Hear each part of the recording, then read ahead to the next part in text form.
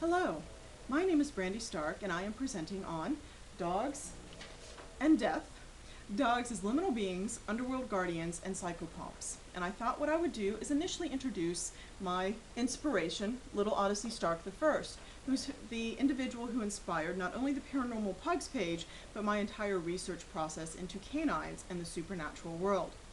Now ultimately what we'll do is we'll start off at the beginning. 12,000 BCE, humans and dogs began their relationship.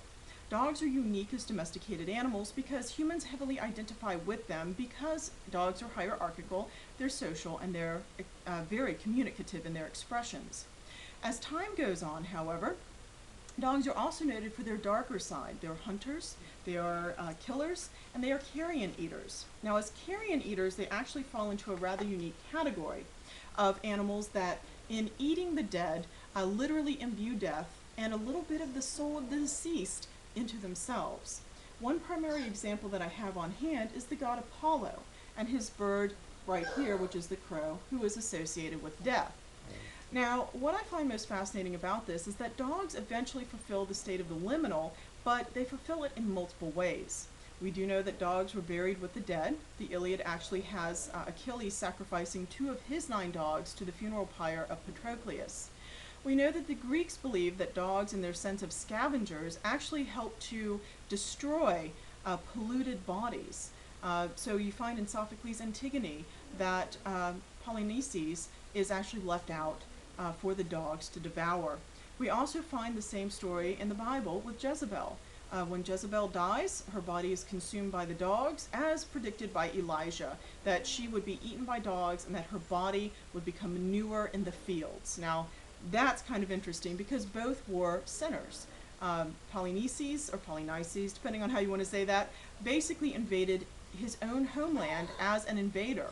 This is one of the worst things that you could possibly do. Jezebel was against God, essentially, and so essentially her fate is sealed as a heathen, for lack of a better term. Now, as time goes on, we also find that there are certain stories of human ghosts that return as dogs. And so essentially what we actually find is the idea that humans can devalue themselves in such a way that they become associated with the darker nature of the dog. There are other stories, however, in which dogs are more or less literal liminal beings. These stories include that of Cerberus and literally the Eskimo shaman who has to traverse to the underworld to meet with the spirit goddess of the sea. Essentially, as he traverses from the shaman's pathway to her castle, in front of her castle is a giant dog who gnaws on a bone and growls at him. The dog, in both the case of Cerberus and the shaman's pathway, is literally the liminal state. It is the dividing point between the natural and the supernatural worlds. Cerberus keeps out the living from the land of the dead, with the exception of Odysseus, Hercules, and Orpheus. And of course, the shaman actually has to step over the dog to meet with the goddess. We also find dogs as helpers in the sense of the psychopomp. Now, technically the psychopomp I'm talking of is Anubis, and this is a canoptic jar replica, but my Anubis statue broke last summer. But both actually have the jackal head that is common to the Egyptian version of the dog. Essentially, as the right-hand man of Osiris, Anubis was responsible for leading the souls of the dead from the land of the living to the land of the dead. As such, he was also responsible for weighing the heart of the individual against the feather of truth and determining the person's salvation or damnation. Now, the last little bit that I have, because this is actually a very quick little video, is the role of ghosts with dogs. And what I find most fascinating is that from the ancient Greek world onward, dogs were known to sense the supernatural.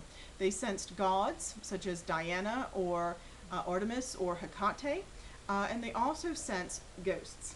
Lucian has a wonderful little story of a Maltese dog who senses the spirit of his deceased mistress. And of course, he's making fun of the city dwellers because essentially in the ancient Greek myths, you always had these big working Shepherd dogs that were the ones who sensed the supernatural. In the city, you've got these little tiny Maltese sissy dogs, for lack of a better term. No offense if you're a Maltese owner.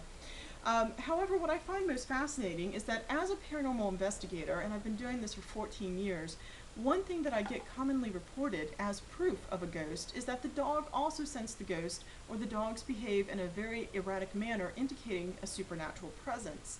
In the paper, I actually quote R.C. Finucane, among others, who discusses how stories throughout the centuries have always indicated dogs as sensing ghosts. I find this most fascinating because this indicates that even though dogs are with us right now, they are still keeping that liminal sense. They may no longer be psychopomps, they may or may not accompany us into heaven, but they are still sensing that supernatural world now, just as they did thousands of years ago. Ultimately, I hope that this video has been enlightening. I wish to basically express that I believe the research is valid. I think that it should be continued, and perhaps for my next paper I will actually research the role of rodents in the supernatural world. But until then, I wish you happy haunting. Thanks so much.